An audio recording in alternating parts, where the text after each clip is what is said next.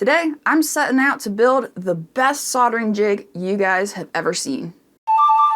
Hey there guys, Erica here from Highway49RC. Thank you so much to my patrons and channel members for supporting me the way you do. You guys make videos like this possible. So today we're talking about soldering, and soldering jigs in particular. Anybody that has done any sort of soldering has probably used some sort of soldering jig. Whether that's the classic helping hands with little alligator clips, whether that's some sort of spring-loaded contraption like this, we've all used something, right? And there's always been that time where it just doesn't work. And we get frustrated, we start cussing at it, and typically it's when we're trying to join more than two wires together. There's always that one that just doesn't want to play nice. You can't get it in with the rest of them, and then you kind of get it, you heat it up, and then poink, it pops off, and you're like, ugh, why? I wish there was something better. My plan is to make that something better. My plan is to make the best soldering jig that you guys have ever seen. Most soldering jigs consist of either some sort of spring-loaded clamp like this, or gooseneck tubing and alligator clips. If you don't know what gooseneck tubing is, it's this stuff. It's that weird flexy stuff that kind of stays in position. And it works fairly okay until you realize that there's a bit of springiness in it. And so that becomes a problem when you're trying to line up two tiny 22 gauge wires and you need some utmost precision. It just doesn't cut it at that point. But Erica, how are you going to improve upon all the soldering jigs that already exist? Well, I'll tell you. I'm going to use 3 of these bad boys. These are articulating arms from Noga. And if you guys don't know what these are, you are seriously missing out, and I am about to enlighten you.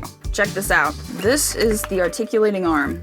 Now, these are typically mounted on magnetic bases for holding dial indicators, but you can buy the arms separately for whatever purpose you want. They've got M6 threads in both ends, and you can position them however you want, tighten the knob, and they stay right where you put it. For example, say I want this right here. I can put it there. Say I want it over here. It goes there too. And what if I want to lift up this entire vise? Well, guess what? It can do that too. Yeah, this is not a light vise, guys. That just goes to show you how rigid and strong these Noga articulating arms are. And that is exactly why I'm going to be using them in my custom solder jig. In addition to my 3 Noga arms, I've got part of the clutch from a YFZ 450R race quad that I'm going to be using as the base because it's got M6 threaded holes in it already, which happen to be the same thread as the base of the Noga arms. So all I need are some studs, which I'll make out of those bolts, and I'll be able to bolt the arms right to it. Then on the end of the Noga arm, I'm going to be putting these banana plugs. So I'm going to drill and tap the base of them here for M6. Again, put a stud in there, and just like that, now we'll have a banana plug on the end of the Noga arm. Then with the banana plug, we can put an alligator clip on, a normal size one. Then to use the large alligator clips, I'm going to put an eyelet on them right here, bolt that on, and then that eyelet fits onto my banana plug.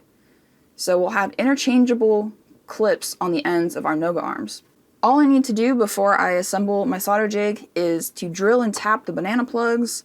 I need to make some studs out of the bolts, and I also want to machine down the base of this clutch component because it's got a little weeble and it's wobble, so I'll chuck this in Ramby and get the base of that nice and flat.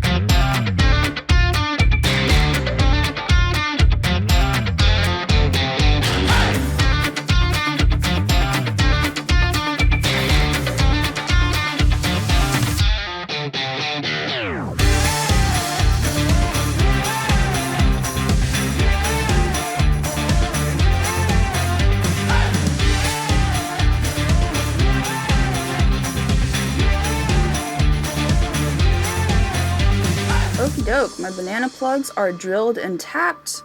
I've got some studs made, and I cleaned up the bottom of my base so it's nice and flat now. And it is time to start assembling our solder jig.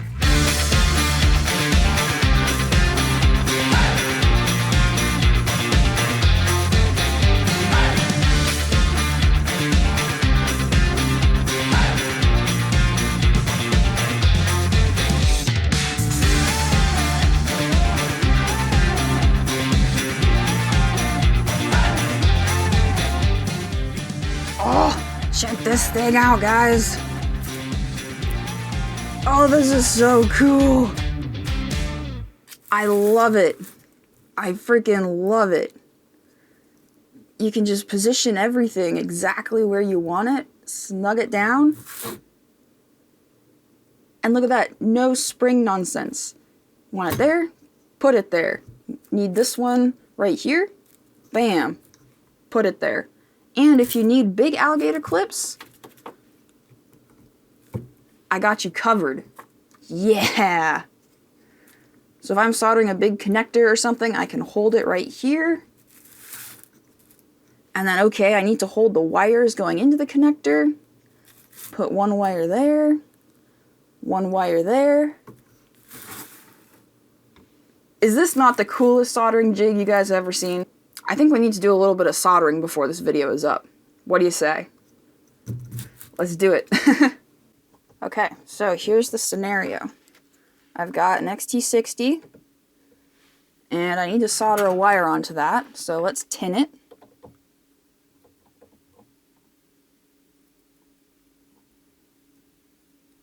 Okay, now I need to tin my wire. Let's put in our alligator clip.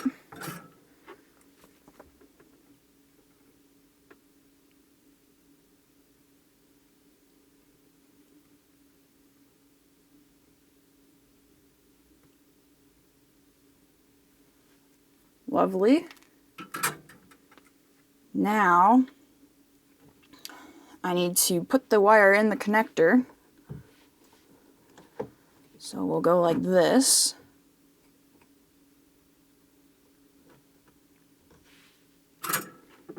Now we can solder that on.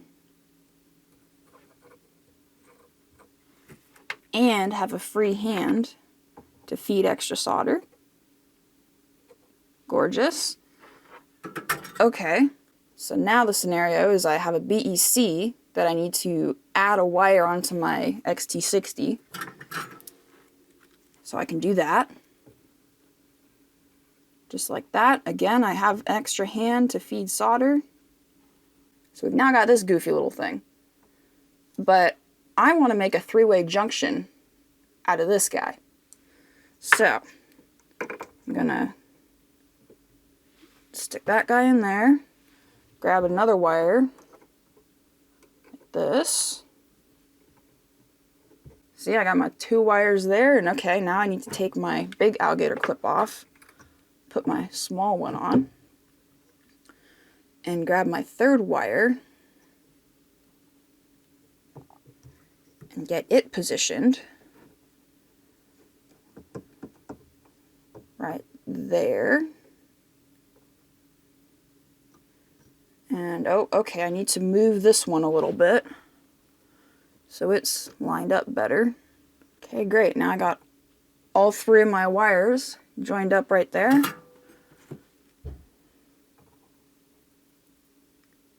And bam. Soldered. Look at how easy that was. That was great. So admittedly, the big alligator clip is a little bit floppy, which is kind of annoying. But I don't think I'm going to be using these big clips that much anyways, but it's good to have them as an option. And there you go. There is my gnarly looking solder jig. This thing is so badass. The positioning is superb on it. It was kind of hard to show you guys, really give you a good demonstration, but I think you guys got the picture. This thing is seriously cool. The Noga arms are about 65 bucks a piece, so this is an expensive little soldering jig if you guys want to make one yourself. But I think it's going to be totally worth it. I think it's going to be totally worth it and very, very useful in the future. So with that, guys, thank you so much for watching. If you did enjoy, please do leave a big fat thumbs up. If this does happen to be the first video that you have seen by me, make sure you go down, hit that subscribe button, leave a comment down below. If you want to catch up with me, follow me on Instagram at Howie49_RC. If you want to chat with fellow RC enthusiasts just like yourselves, head over to my Discord server. And if you want to support the channel, consider becoming a channel member or joining my Patreon. Links are all in the description, and I will see y'all in the next one.